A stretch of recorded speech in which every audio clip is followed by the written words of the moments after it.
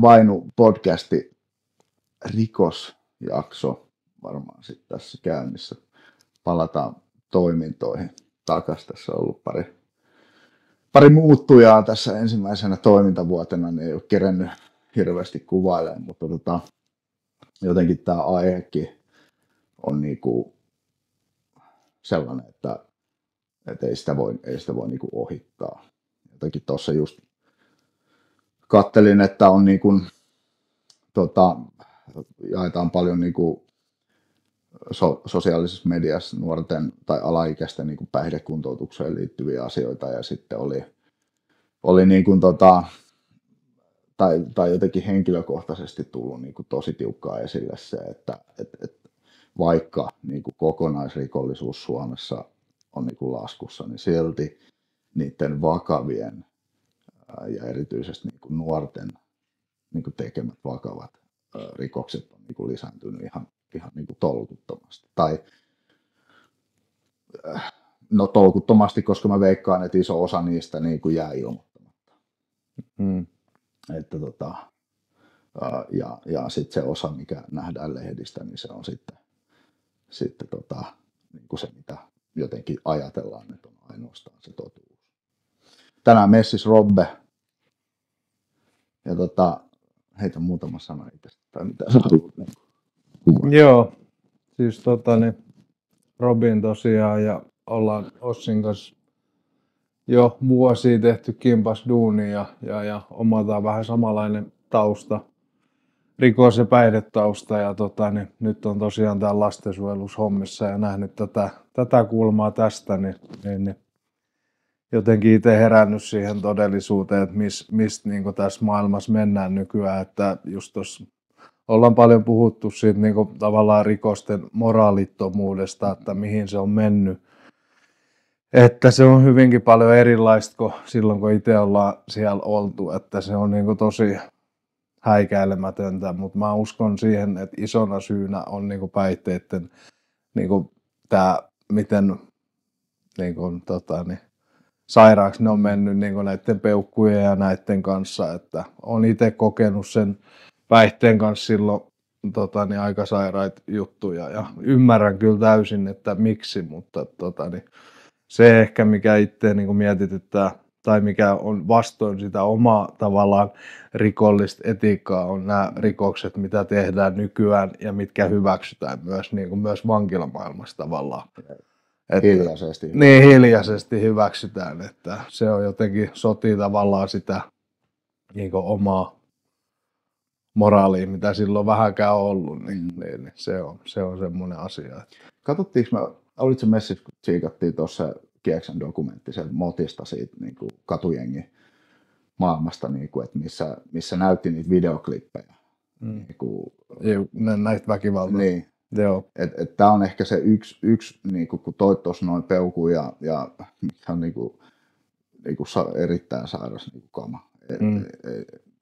Ei kysymystäkään, mutta sit näissä on semmoinen erilainen kulma, että mä veikkaan, että osa noista ainakin, niin kuin, en nyt välttämättä ihan selvää haulia niitä tee, mutta ei ne varmaan peukkupäissään niissä ole, mutta siihen kuuluu se tämmöinen niin kuin överi alistaminen. Mulla jäi jotenkin niin kuin tosi piirty verkkokalvolle se yksi video, mikä nyt oli vähän blurrattu siinä, mutta näki tavallaan, että tarkoituksenmukaisesti toinen kuvaa, niin kuin siinä on kaksi jätkää yhtä vastaan, se yksi on polvillaan siinä maassa ja sitten se toinen niin kuin rassaa sitä mahaa niin kuin siinä pari kertaa. Totta kai se on sitten niin kuin pelkää kuollakseen. Ja se on niin kuin se niin kuin alistamisen tila, mitä ne haluaa niin kuin jotenkin siihen kameralle niin kuin veivaa. Että kuka tekee noin? Tai niin kuin, mikä juttu? Niin, kyllä en tiedä. Siis on jotenkin niin kuin itsekin tosi hämillään tavallaan siitä, mutta jotenkin tulee semmoinen olo niin kuin näistä kavereista, että niistä ei yksikään niin kuin yksin tee mitään. Sitten niin. Tavallaan, että se on se pelkkä klautti, mikä siitä tulee, tiedätkö, se huomio ja kaikki se. Mutta mun mielestä se on jotenkin niin väärästä kulmasta tavallaan, että tommosesta otetaan se huomio ja respekti sitten. Että se on jotenkin niin kuin tosi sairasta. Ja niin, tässä on niinku tavallaan 3 tämmöistä mahdollistavaa niinku tekijää. Ensimmäisenä se moraalin niinku täysmuuttuminen. Että on ihan ok ja jotenkin kunniallista niinku toimia noin. Ja sillä haetaan jotain niinku respektiä ja saadaankin sitä. Sitten on nämä muuttuneet huumeet, peukut ja muut, bensot sun muut, jotka niinku saa ihan älyttömiä niinku tiloja niinku aikaan. Ja sitten jotenkin tämä muuttunut niin kuin maailma tuossa sosiaalisessa mediassa. Et sen mahdollistama, sitä ei valvota millään tavalla. Niitä videot pystytään tuolla, nuoret, siis, tiedätkö, teinit pystyy tsiigaan niitä videoita. Ja jos sä katot materiaalia, jos joku oikeasti vaikka puukotetaan tai hakataan tai mitä ikinä, niin on se jokainen voi ymmärtää, että se on todella, todella haitallista, mutta se muuttaa sitä yleistä maailmaa ja sitä yleistä käsitystä siitä, että mitä nykyään tehdään. Ja kuuluu tehdä periaatteessa, että kasvetaan siihen, että tämä on ihan ok ja tiedätkö, että meidän aikaa ei ole ollut mitään tommosia ja matsit on ollut rehtejä. Toki on puukko heilunut siellä täällä, mutta ei se ole ollut tommoista tai mitään alistamista. Et silloin on ollut tietyt säännöt tiedätkö, tappeluissa, että toinen menee maahan, niin se on ehkä siinä. Ja ei pienen mieleenkään, että no en mä tiedä, jos onko silloin ollut mitään videopuhelimia sun muita, mutta se on ihan käsittämätön kyllä. No. Jos hypätään siihen moraalin muuttumiseen, niin jotenkin tässä kun nähnyt just toi, että ei enää mietitään, että myydäänkö vaikka alaikäisiä. Monet siitä varmasti puhuu ja jotkut sitä varmaan ehkä noudattaakin, mutta kuitenkin se, miten se on saatavilla, tarkoittaa sitä, miten mekin nähdään täällä, että sitä saa nämä nuoret kuitenkin, niin tarkoittaa sitä, että sitä joku myy. Että se tavallaan se on ehkä ajatuksena jossain olemassa, mutta ei sitä kukaan noudata. Sitten tämä silmitön epäreilu väkivalta ja semmoinen häikäilemätön koulukiusaaminen esimerkiksi ja semmoinen alistaminen nuorelle lapselle tämän somen välityksellä, niin sehän on julminta väkivaltaa, mitä voi ajatella. Ja varsinkin tuommoiselle tosi haavoittuvaisessa asemassa olevalle. Ja sitten jos ajatellaan, niin mun mielestä ihan käsittämätöntä, että sellaiset ötökät pystyy tekemään esimerkiksi näille nuorille tytöille asioita ja sitten niitä jo tutkitaan, niin saattaa sitten jonkun siivun saada, mutta sitten sekin tuntuu, että se on jollain tapaa, ei kukaan tee sitä asiaa. Niin, jos mietitään aikaa taaksepäin, että oli vaikka täysikäinen mies, mikä oli alaikäisen naisen kanssa, niin se oli se oli siinä. Ne, kyllä.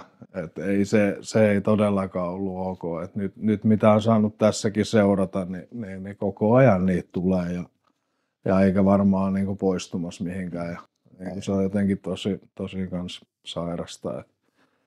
Et siinä on yksi iso tavallaan semmoinen mun mielestä moraalinen muutos tapahtunut. Mitä sä arvelet, että on johtanut näihin muutoksiin? Mitä tekijöitä tässä pystyy näkemään äijän mielestä? Että miksi nämä on muuttunut, nämä moraalit? No niin kuin mä sanoin aikaisemmin, niin mä uskoisin, että noi päihteet on isossa osassa siinä, että ne on muuttunut sairaammaksi. Mutta pikkuhiljaahan se on mennyt siihen tavallaan, kasvanut tää. Mutta mutta päihteet mä sanoisin, että ja se, että aletaan käyttää tavallaan tosi paljon aikaisemmin ja nuoremmin. Nythän näkee näitä 2-13-vuotiaat, ketkä saattaa vetää jo peukkuu tai tiedätkö, amfetamiinia tossa. Ja sitten tämä sosiaalinen media. Tiedätkö, että kasvetaan siihen tavallaan tosi vinoon malliin jo tosi nuoresta asti. Kyllä. mäkin olen tietoinen ollut noista somekanavista, mistä niin kamaa myydään, mutta sitten mä pyysin yhtä nuorta lisää mutta kun niin kun hän sitten tuli hot called back ja saatiin asiat niin kuin puhuttua ja mä sanoin, että lisää mut sinne kaupparyhmään yhden kaupungin niin kuin tämmöiseen kauppatori nimellä, se taisi olla sieltä joku. No se lisäsi ja mä tsiikaan niin kuin siellä sitä, sinne tulee päivittäin niin kuin tämmöisiä niin kuin ilmoituksia, että niin kuin kuvien kerran, että mitä myydään, mistä tullut paljon hintaa ja niin kuin semmoista tavallaan, että kun sä ostasit RL:ltä niin kuin 3 suklaapatukkaa 2 hinnalla. Et siellä on tämmöisiä tarjouksia ja se, että kun se lisäsi mut sinne ja mä olin siellä, niin siihen meni 30 sekuntia aikaa. Ja sen jälkeen mä pystyn laittamaan siitä DM jollekin siihen ketä siinä myy ja sopii tällit ja 10 minuuttia ehkä, niin mulla on se kauma handus, jos mulla on Fyge. Ja niinku, jos mun niinku tilalle tai mun tilalle voi laittaa ihan kenen tahansa. Vaikka just sen 13-vuotiaan niinku skidin. Niin ja sitten mikä tässä tekee tosi niin ikävän, niin nykypäivän päihteet on suurin osa saattaa olla synteettisiä. Ne on todella vahvoja, mikä sitten taas näkyy niin kuin tässä kuvassa, niin kuin tulee tosiaikaisin psykoosit, sairauksia, tiedätkö, ollaan osastoilla niin 4-15-vuotiaana jo psykooseissa, mikä itsellä kesti niin vuosikausia ennen kuin tuli edes mitään psykooseja, niin se on myös osaltaan tosi vaarallista ja varmasti huumekuolemat myös sen takia lisääntyy. Joo, sekin on niinku karu fakta, että mä tein joku vuosi sitten tai 1,5 vuotta sitten niinku TikTokin, missä silloin kun yhdessä toisesta paikasta menehtyi yksi nuori parikymppinen sälli tommoseen niinku yliannostuskuolemaan, niin silloin katsoin niitä THL-tilastoja, niin se oli 1 per viikko. Tänään se taitaa olla 2 per viikko. Joo, ihan saa. Joka niinku 3. päivä suurin piirtein. Joo. Se on niinku hälyttävä. Joo, meillä on tullut niinku erilaisia, niinku tää niinku Suomen niinku tavallaan kulttuuri on muuttunut, se on monipuolisempi. Ja sit herää kysymys, niinku, että kuinka niinku hyvin pystytään vastaamaan siihen sellaiseen niinku tarpeeseen, että niinku integroidaan nämä kulttuurit. Niinku, että se mikä on jossain ehkä yleisempi tapa kuin meillä, niin että tavallaan ymmärretään, että se tavallaan, että se ei ole ok. Mutta mä en sano, että täällä on niinku kantasuomalaisten tekemiä niinku järkyttäviä rikoksia, ollaan saatu lukea alaikäisten tekemiä tai täysikäisten, niinku just parikymppinen sälli oli siellä Valkeakoskellakin teki sitten nämä asiat sille nuorelle tytölle. Niin tää on jotenkin niinku, tai kun koittaa päästä siihen kiinni, että mitä sen profiilin kaverissa niinku tapahtuu, niin ei voi ymmärtää sitä, että mikä saa niin voimakkaan tilan päälle, että sä oot valmis tekemään tuollaista ihan överi juttua. Jotenkin mä ajattelen sen niin, että kun nämä päihteet on tosi vahvoja nykyään, jos mä mietin niin sitä omaa historiaa tavallaan, että silloinhan oli vielä hauskaa ja käytiin bilettää ja näin, se oli niin kivaa, mutta nyt nämä menee niin suoraan syvään päätyyn. Tavallaan se riippuvuus syntyy tosi nopeasti siellä ja sittenhän siitä muuttuu tarve siitä päihteestä, niin ollaan valmiit tekemään jo ihan mitä vaan. Niin kuin, että mennään ei kestä kuin vuosi tai 2, niin saatetaan olla aivan pohjalla. Kun ennen kuitenkin meillä on mennyt vuosikaudet siihen. Että 10-20 vuotta. Niin nyt kun katsoo tätä nuorta väkeä tässä, niin eihän niitä tarvitse olla vuosi tuossa kentällä, niin ne on ihan se on ihan rappio. Totta. Se on ihan totta. Ja jotenkin ehkä tuohon peukkuun vielä, jos menee, niin yksi nuori tuossa niinku kokeili sitä ensimmäistä kertaa niinku polttamalla. Ja se hyvin kuvasi sitä, että niinku sen jälkeen, kun se oli polttanut sen, niin se kuvasi, että se olo oli niin kuin paras, tai semmoinen, mitä se ei ikinä kokenut aikaisemmin. Mutta sitten se heti perään kertoi, että se loppui tosi nopeasti, ja sitten tuli sellainen ahdistus, mitä hän ei ole koskaan kokenut. Ja se ahdistus lähti heti pois hetkeksi, kun se poltti uudestaan. Ja sitten se ahdistus tulee koko ajan nopeammin takaisin, jolloin ne sun poltto- tai käyttökerrat tihenee. Ja sitten se sun pitoisuus niin kropas on jo sen verran suuri, että sitten tulee harhat, psykoosisairaudet, osastohoidot ja niin itsetuhoinen toiminta.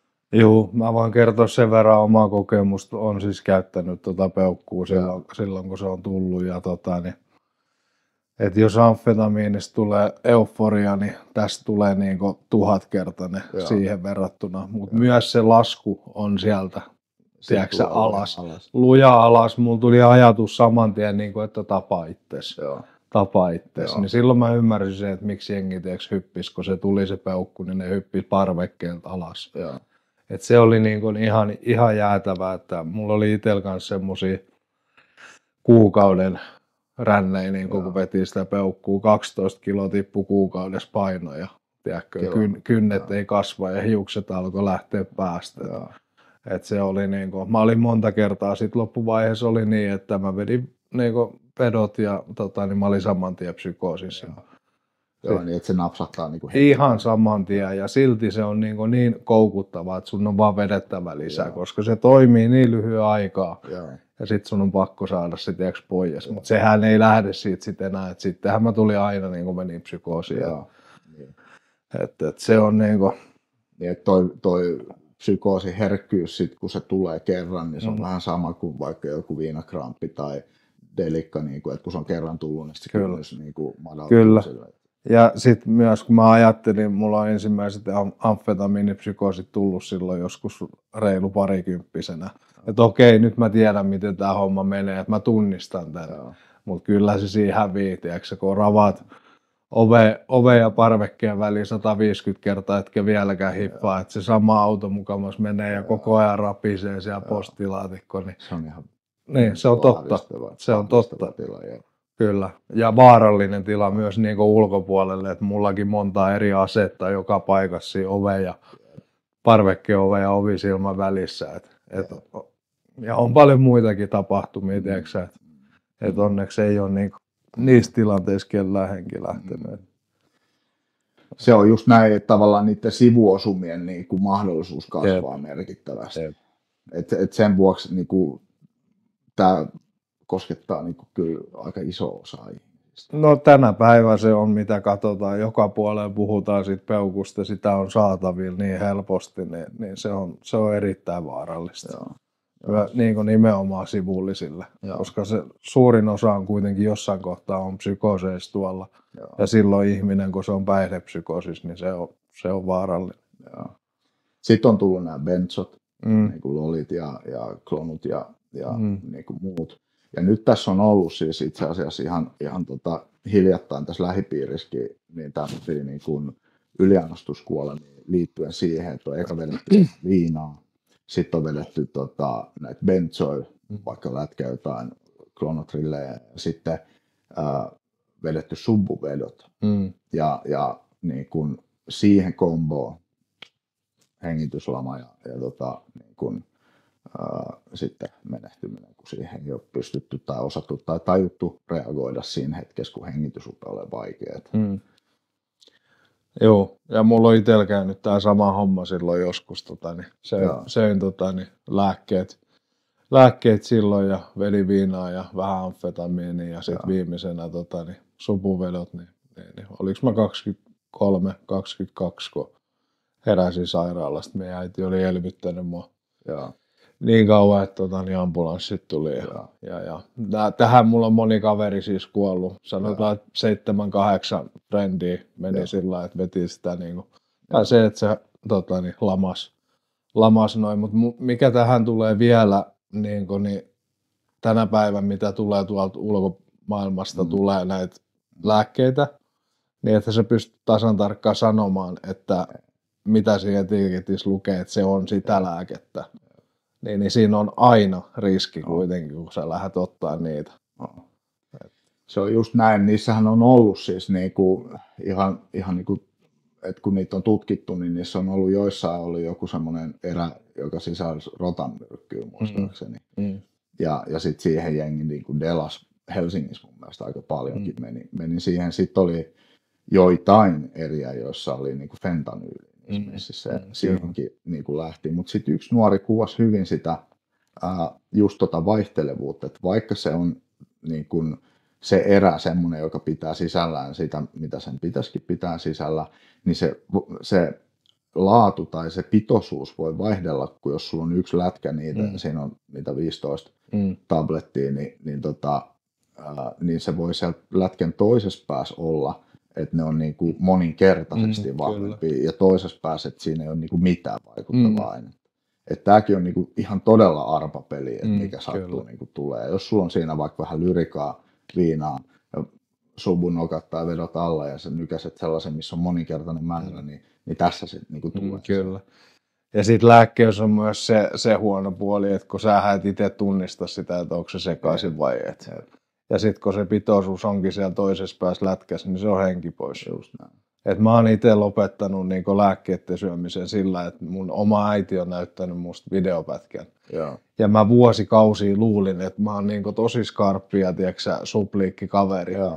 Mutta mä näin selvinpäin yhden pätkän niinku yhdestä aamusta, kun me ollaan mökillä. Niin mä en saanut mun puheesta selvää.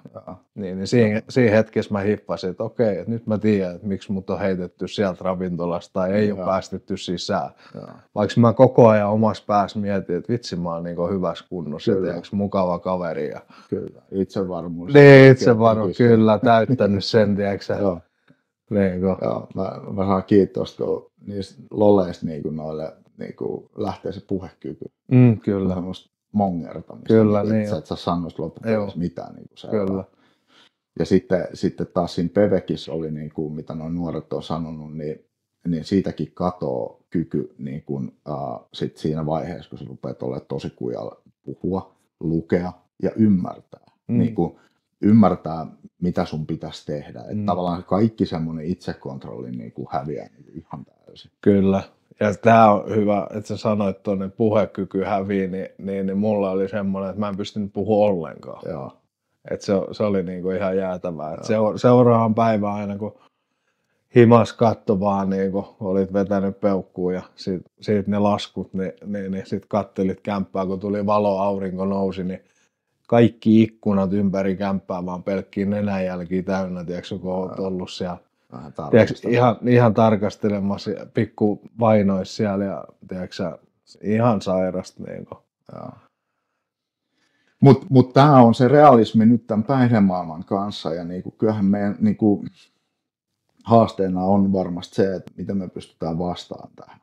Miten me pystytään, että meidän täytyy osata ja ymmärtää nämä jutut oikeasti, jotta me voidaan havainnoida ja tiedetään ja pystytään myös reagoimaan riittävän nopeasti siihen, että jos vaikka sijaishuollon laitoksessa nähdään tämän tyyppistä käyttäytymistä, että puhe on vähän heikkoa tai selkeä sekavuustila, mutta mitä päihteet siinä voi olla ja miten silloin pitää toimia.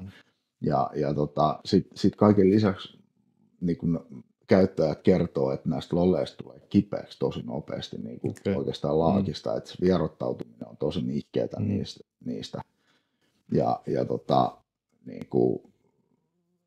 Että sekin luo oman. Sitten sun on tavallaan, niin sä et pääse siitä kierteestä sitten irti, vaan sä haet lisää ja lisää ja lisää. Mut tämän kanssa me eletään. Tämä on nykypäivää. Että ne tavallaan perushuumeet, mitä oli joskus heroini, amfetamiini, kannabis, ekstasi ja LSD, niin ne on pieni, tai siis pois tai pieni osa ainoastaan. Nykyään on sitten nämä muuntohuumeet, buprenorfiini, lyrikat, joka määriteltiin huumausaineeksi vasta ja mitkä sitten aiheuttaa näitä kuolemia. Ja kyllähän se, mä oon huomannut, että mulla on hirveä tarve tiedottaa heti, kun mä kuulut siihen Nopsa-verkostoon, niin kun sieltä tulee tietoa tosi lyhyellä ja nopealla viiveellä, niin heti tiedottaa sitä, että nuo nuoret tietää, mitä siellä on niin kuin liikkeellä.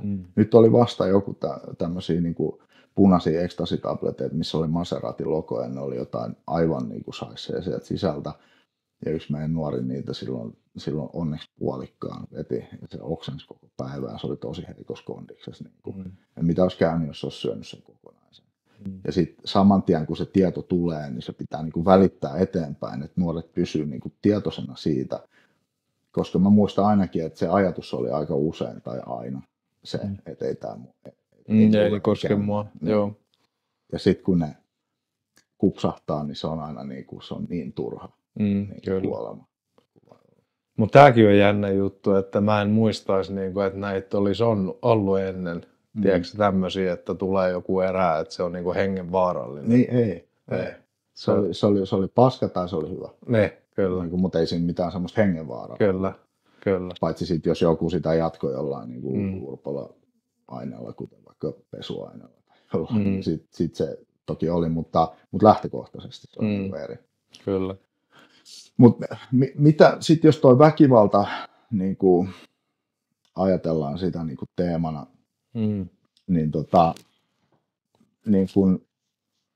jos mä kelaan väkivaltaan tai semmoista alistavaa, kun sehän on väkisin käytettyä valtaa, eli alistetaan toinen johonkin asemaan, niin kyllä mä näen, että se on semmoinen suojakeino, että ihmiset ei pääse lähelle tai jos kokee jonkun häpeällisen tilanteen, niin se väkivalta kääntää sen välittömästi väkisin toisinpäin, että sä et joudu kokemaan sitä häpeäiskua, mikä siitä on tullut. Ja sitten jos ajatellaan, mistä tämmöiset häpeäiskut tulee, niin kyllä ne varmaan tulee sieltä, että niitä on joutunut kokemaan, että se joskus aikaisemmin ja oppinut tällaisen keinon. Mitä sä ajattelet väkivaltaa?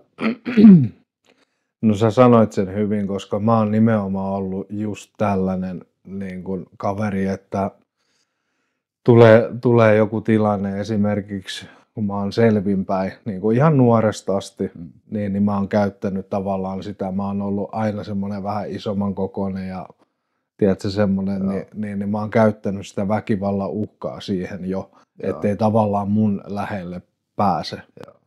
Kysymään oikeasti, että mikä sulla menee. Että se oli hyvä esimerkki joskus, että mä olin päihdekuntoutuksessa ja mä jäin kiinni käyttämisestä, olin vetänyt supua siellä ja semmoinen tosi hyvä ohjaaja oli siellä semmoinen, en nyt mitään nimeä mainitse, mutta tuli sinne, mä kiistin tietenkin kaiken siellä ja mä olin tottunut siihen, että tiiäks, kun mä älähdän tai lyön seinään, niin jengi lähtee menemään, niin se tuli sinne asuntoon, mikä oli siinä semmoinen rivitalo-asunto, ja tuli sinne kämppään ja sanoi, että sano nyt vielä, että oot sä oikeasti käyttänyt. Mä raivosin siinä, oli täysin nyrkin kanssa semmoisen paksun lastu kaapin rikki. Ja tiedätkö, oletin sillä, että nyt se lähtee tästä, kun mä tiedätkö, vähän reuho, mutta se tulikin ja nappasi mut kainaloon. Niin tiedätkö, kun mä jähmetyin siihen kuin pikkupoika, hitto tää ei toiminut. Tiedätkö? Oliko ensimmäinen kokemus? Oli. Että joku tulikin siihen lähelle, niin mä olin ihan, mitä tässä, tiedätkö, mä en voikaan tässä enää riehua, että se oli nainen kuitenkin, että mä en voi käydä siihen käsiksi. Tiedätkö, se oli jotenkin semmoinen, oli. Mutta semmoinen tosi, mikä jäi mieleen tiedätkö, itsellä, mutta se on just mitä mä näen tässäkin työssä sitä, että siellä takan on se pikkupoika tai pikkutyttö. Et se on nimenomaan se suojakeino, mitä sä sanoit. Mutta se on jännä nähdä kyllä tässä ja tunnistaa itse siinä, että se on vaan joku. Kelaa tuota tilannetta, tuohon on tavallaan kulla-arvoinen esimerkki siihen, että jos miettii sitä työntekijää ja se on tullut, se tietää, että on impulsiivinen ja tommoinen, että on ollut väkivaltaista ja sä painat nyrkin ovesta tavallaan läpi siinä vieressä ja hänen reaktio onkin se, että hän ottaa tavallaan sen vihan sulta vastaan ja tuleekin sitten antaa vähän välittämistä, niin putoakin ne hanskat. Niin tässä on se juttu, niin kuin mun mielestä. Mutta jos mietitään sitä, että mitä se vaatii häneltä ja ylipäätänsä työntekijältä, että pystyy ottaa sen vastaan, niin se vaatii sen, että se oma paketti on niin kuin tosi kondiksessa. Että sulla ei ole sellaisia niin kuin tekijöitä enää siellä, jotka niin kuin sysäisi sun hermoston tuossa tilanteessa sellaiseen taistele-pakene-tilaan, vaan sä pääset sen yli, koska sä näet sinne taakse. Kyllä. Että täytyy olla se taaksen näkemisen, sen käytöksen taaksen näkemisen kyky. Ja sitten vielä niin kuin oma hoito kondiksessa, niin, että sä pystyt ottaa sen tilanteen niin kuin sellaisena. Kyllä. Ja kyllä mä nimenomaan koenkin tästä kokemuksesta sen, että mulla on se. Joo. Että tässä ei ole monta päivää, kun saatiin todistaa tavallaan pientä aggressiivisuutta ja impulsiivisuutta. Mutta kun annoit sen melskata tuossa, niin se meni niin ohi. Ei reagoi, antaa tilaa, tiedätkö, ja se on jotenkin aika... Et se on niinku, huolimatta siitä, mitä sä teet, mä hyväksyn sitä. Kyllä. Niin se viesti on tosi vahva. Ja tämä on ytimessä jotenkin, mitä mäkin kelaan ja miten mä tiedän, että sä kelaat, että täällä niinku kohdataan. Kyllä. Koska siinä se impulsiivisuus on niin pinnassa, se tulee niin nopeasti reaktio siihen. Siinä on niin paljon asioita tosi lähimenneisyydessä. Niin kyllä, ja ne ei ole nimenomaan, tiedätkö, se asia, mistä nyt räyhätään, niin se ei ole se juttu, ja se pitää vaan nähdä, tiedätkö. Ja sitten jotenkin se, että jos nuori tulee niinku huutaa tavallaan sulle päin naamaa, että vittu mä vihaan sua, sä oot saatana, ja niinku työntää sen kaiken vihan sulle. Niin luottamus. Se on luottamus. Sehän on hieno juttu, että tavallaan se heijastaa niitä vanhoja kokemuksia niinku sinuun, koska se luottaa sulle. Että sä et niinku tee sille mitään. Kyllä, ja tästä on hyvä jatkaa nimenomaan, että hei, myöhemmin sitten, että tosi kiva ja kiitos niinku rehellisyydestä, että voit jatkaa sitä, tiedätkö, tavallaan sitä keskustelua siitä, että sä pystyt mulle puhumaan, että mä tiedän ehkä miltä susta tuntuu. Ja toi on korjaava. Kyllä, just näin. Ja jos ei niinku sitä kykyä tavallaan ole, että voidaanhan näihin tilanteisiin niinku myös suhtautua niin, että jos joku riahuu ja osoittaa aggressiivisuutta, niin se niinku väkisin otetaan vaikka niinku kiinnipitoon, eristetään ja niinku tavallaan silloinhan se viesti on se, että koska sä oot viallinen kappale ja toimit noin, niin sä oot ansainnut rangaistuksen kyllä. Niin tästä. Ja sitten koska se syvin tarkoitus siihen toimintaan on se, että nähkää mun tää haava ja niin ottakaa mut huomioon, niin se menee niinku vihkoon siinä. Kyllä. Toki on tilanteita, että jos on niinku oikeasti vaara niinku itselle tai muille vaikka jonkun teräaseen tai peilinpalan kanssa tai muuta, niin sitten täytyy niinku toimia, mutta ne on aika kuitenkin niinku harvassa ne tilanteet.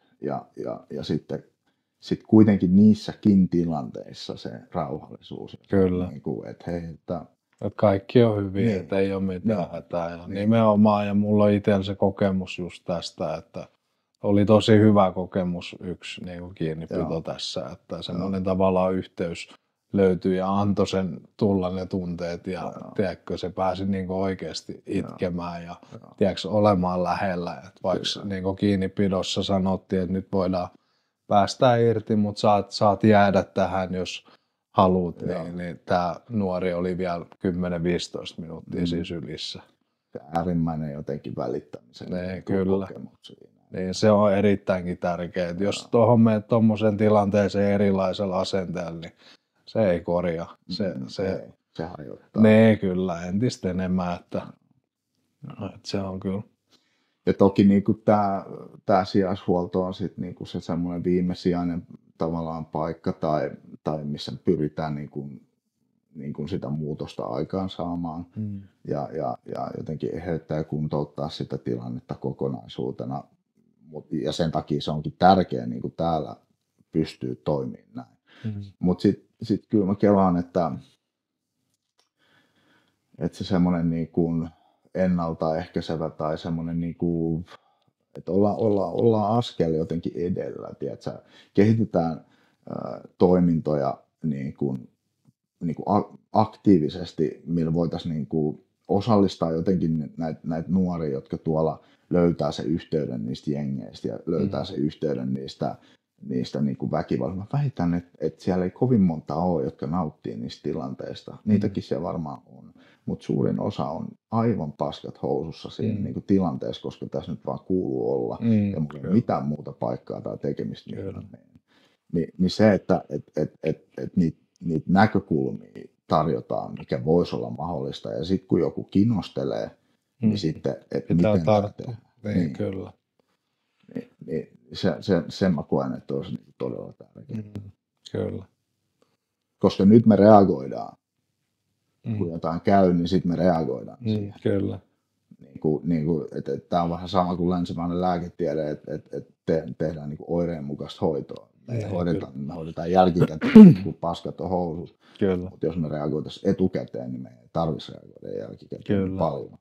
Ja sitten mun mielestä mikä tärkeää, mitä duunia me tehdään tässä, annetaan niitä hyviä kokemuksia, niin kuin sanoin aikaisemmin, että kuitenkin se pohja tulee niin äkkiä tuolla maailmassa nykyään, niin siellä on, tiedätkö, ne kokemukset on täällä. Että on jotain muutakin tässä elämässä, tiedätkö, kuin toi päihteiden käyttö. Että jää niitä jälkiä sinne, tiedätkö, syvälle. Ja yksi tommonen jälki voi sitten jossain vaiheessa. Näin mäkin koen nyt omalta osalta ollut, että on ollut yksi semmoinen sairaanhoitaja, joka aina otti mut vastaan sillä niin kuin ihmisenä ja iloisena. Ja niin kuin, että siihen tuli semmoinen niin kuin kokemus, että mä oon niin kuin hyväksytty tällaisena kuin mä oon. Kyllä. Koska mä pidin itteni ihan vittu B-luokan kanssa. Kyllä. Ja mulla on sama kokemus siitä, että mun yksi niin kuin sosiaalityöntekijä, ketä ohjaili mua hoitoihin, niin tavallaan siitä tippuu se harniska pois, koska se sanoi mulle, että hän haluaa nähdä sut kerran viikossa, saat tulla missä kunnossa vaan. Tiedätkö tänne näin? Niin kuin, että kunhan sä tuut, että hän näkee. Tiedätkö, se työnsi mulla kynää ja paperia aina eteen, kun se tiesi, että mä tykkään sit piirrellä enkä ottaa kontaktia. Niin sit tippuu joku semmoinen pois, tiedätkö, että mun ei tarvitse tässä esittää mitään. Mun ei tarvitse salata tässä mitään. Tää on turvallinen paikka. Ja mähän kävin siellä. Vaikka mä olin niin kuin, tiedätkö, sekaisin. Niin. Ja tässä se ammattilaisen niin kuin, kyky niin kuin, toimia tällaisessa tilanteessa niin on tosi merkittävä. Kyllä. Tollakin kokemuksella on iso niin kuin, rooli varmasti siinä, että ei istuu nyt siinä. Niin kuin, tiedätkö, sä oot tässä duunissa, sulla on niin kuin, hommat hyvin, sä opiskelet ja sama itsellä, niin kuin mä oon tässä. Niin kuin, jos mietitään, mistä me ollaan lähdetty. Me ollaan nyt tässä, niin onhan se niin kuin, iso juttu. Mutta asiat on niin kuin mahdollisia, mutta niistä voi tehdä myöskin helpompia. Sitä voi jotenkin auttaa sitä näkökulman niin kuin luomista ja sitten niitä keinoja. Koska kyllä mä muistan, että jos mä en osannut jotain, niin se oli mulle niin kuin häpeällinen juttu. Tai että jos olisi ollut joku mahdollisuus, mutta mä tiedostin, että mä en kykene siihen, niin se on ihan paska. Joo, kyllä. Ei vaikka se olisi oikeasti kiinnostanut, mutta mä en vaan osannut. Että tarjotaan niitä työkaluja myös siihen oppimiseen, koska monet asiat kuitenkin, vaikkapa yrityksen perustaminen, siitä duunin tekeminen ei ole mitään rakettitiedettä.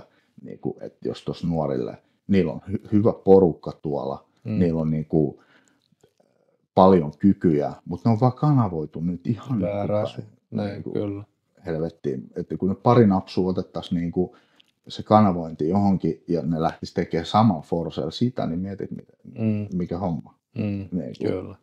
Nehän niin kuin, ja siitä hyötyisi yhteiskunta, siitä hyötyisi ne yksilöt, siitä hyötyisi se lähiympäristö ja niin kuin monet asiat. Kyllä. Mutta siellä on varmasti se sama ajatus, mikä itsellä on ollut ja mikä sulla on ollut, ettei pysty, ei osaa mitään muuta kuin tämä. Et se on mikä oli vuosia kanto tavallaan sisällä ja sitten tavallaan teki semmoisen luovutuksen jo, että tiedätkö, että musta ei ole mihinkään muuhun kuin tähän. Ja sittenhän tietty siellä syntyi riippuvuus ja sitä kautta häpeät ja kokonaan pois yhteiskunnasta ja elit semmoista niinku. Mutta se on virheellinen tai niinku haitallinen. Kyllä, on. Ja se ei ole koko totuus. Kyllä. Virheellinen on ehkä vähän väärä sana, koska... Niin, mutta tämä on erittäin tärkeä siinä, että meillä on tämä kokemus ja me pystytään viestimään se myös heille. ja antaa nimenomaan niitä toisia kokemuksia ja näyttää, että hei, että sä osaat tän ihan samalla lailla kuin mä osaan. Niin. Ja ne on mun mielestä ne Kasvattaa itse. ihan hemmetistä. Voi joskus ollakin, että hei, että okei, mä uskallankin nyt lähteä tähän, kun tulee sitten myöhemmin elämässä. Jep, kyllä. Kohtaamista. Jotenkin ajattelen niin kuin meidän kokemusta, niin kuin, että jos olisi ollut silloin tämmöisiä ihmisiä tavallaan niin kuin mentorina siinä omassa elämässä, että mihin siinä olisi tavallaan voinut päätyä tai mitä siitä olisi voinut saada, mutta mä en muista yhtäkään semmoista. Joku kävi jossain vankiloissa silloin pyörimässä, mutta sekin oli niinku uskossa, niin se ei hirveästi silloin puhutellut. Ei se ole sellaista vetovoimaa. Kyllä. Vaikka ei siinä mitään ole. Ei ole mitään, juu, mutta siellä ajatusmaailmassa niin ei ollut se ensimmäisenä, että mä lähden nyt. Siinä pitää olla semmoinen joku tietty katuuskottavuus. Kyllä, sellainen, mikä synnyttää sen kunnioituksen. Kyllä. Sitten kun sen kunnioituksen kanssa päästään molemmin puolin työskentelemään. Niin kyllä, just näin. Okei, joo. Hyviä ajatuksia. Toi ehkä vielä niin noihin rikoksiin palaten, niin puhuttiin siitä moraalittomuudesta, niin mikä noissa myös on muuttunut, mikä ehkä haluaisin nostaa tähän esiin, niin on semmoinen rikollisetiikka, mikä on tosi paljon muuttunut. Joo. Tiedätkö, että tehdään pystyryöstöjä, käydään luukuissa, viedään toisten kamat. Joo. Tiedätkö? Se on jotenkin jännä itselle, että se ei ollut kuuna päivänä olisi hyväksytty tavallaan tuommoista. Joo, siis... Tätähän kutsuttiin rottailuksi. Niin. Ja nykyään rottailu on ihan ok. Niin, kyllä. Se hyödyttää omaa. Joo. Joo, toi oli kyllä ihan hyvä merkki. Ja sitten jotenkin, tai esimerkki, että sitten jotenkin se, että niin kuin vedetään vaikka toimeentulotuella. Sitten on Monclerin rotit ja systeemit niin kuin siinä päällä. Ja tavallaan, että se julkikuva on jotain, mutta niin kuin se, että niin kuin sulla ei oikeasti ole sellaista varallisuutta esimerkiksi, että sä voisit käydä ostamaan ne rotsit, jolloin ne on hankittu jollain muulla keinolla. Ja sitten kuitenkin, niin kuin, mutta kyllähän tästä on helppo nähdä, että se, että sä vedät tuolla niin kuin, tavallaan ihan päällikkönä, mutta sulla on niin kuin kassa ihan tyhjä, niin sehän on, niin kuin, sehän on feikki. Se niin kuin, mutta se tarve korostaa asioita ja hakee sitä kunnioitusta ja asemaa jossain on siinä ehkä se niin kuin se ydin. Kyllä. Mutta sitten jos sä paat, niin kuin tuossakin on sellaisia maahanmuuttajataustaisia niin kuin, porukoita, jotka on niin kuin, vaikka laittanut tuossa naapurissa, niin tuossa vähän matkan päässä pizzerian pystyyn. Sen jälkeen niillä on autokorjaamo, fiksaamo, autopesula siinä ja ne vaihtaa niin kuin 200 000 liikevaihtoa ja tekee sitten sen tuloksen, kun tekee. Mutta kun siinäkin se pointti on se, että että jos mä muutan tästä johonkin maahan ja aloitan siellä elämän, niin mä aloitan sen nollasta. He on tehnyt sen myös. Mutta he toimii systemaattisesti ja niillä on tieto, mitä ne tekee. Ja ne voi saavuttaa tällaisia. Eikä tämä ole mahdoton saavuttaa niin kenenkään. Kyllä. Se, että mä tiedän, että tuolla on porukoita, jos yksi on pistänyt firman pystyyn eka ja ottaa siihen 10 työntekijää jollain aikajaksolla ja tekee esimerkiksi rakennussiivouksia hyvällä tuntipalkalla. Siellä on 10 ukkoa liikenteessä. Se on kova määrä tunnissa fyrkkaa, mitä sieltä tulee sisään. Ja ne tekee jatkuvasti, ne tekee hommat hyvin. Niin ne saa niitä uusia keikkoja. Kyllä. Ja se maksaa hyvää liksaa niille työntekijöille. Ja toki saa itse siitä hyvää liksaa. Ei mikään homma. Mut se, että kun nykyään niin kun ton somen kanssa, niin sä haluat pinoa nopean mielihyvän tuottavia asioita. Kyllä. Sä et halua tehdä sitä duunia ensin ja saada sitten hyvän, vaan sä haluat niin saman tien. Ja sit sä ihmettelet, että miksi mulla on silti tämmöinen ontto olo. Miksi mä silti koen, että pitäisi olla jotain muuta. Onhan se nyt ihan selvä. Mutta jos sä teet sen duuni eka, sä meet sinne epämukavuusalueelle ja sä hoidat se homman niin kuin himaan sillä että mä teen ekata homman ja katsotaan sit mitä tulee, niin sit sitä tulee. Sitä Kyllä. Mutta ehkä siitä ollaan vielä jonkun matkan päässä. Niin mutta jotenkin, jos ei näistä asioista puhuta, jos ei näitä tuoda esille ja niin kuin näkyväksi, niin eihän silloin varmaan kovin moni asia muutu. Siinä niin kuin sivussa pikkuhiljaa niin kuin itsekseen muuta, että kyllä pitää tehdä jotain. Kyllä. Hei. Kiitos. Kiitos. Jatketaan.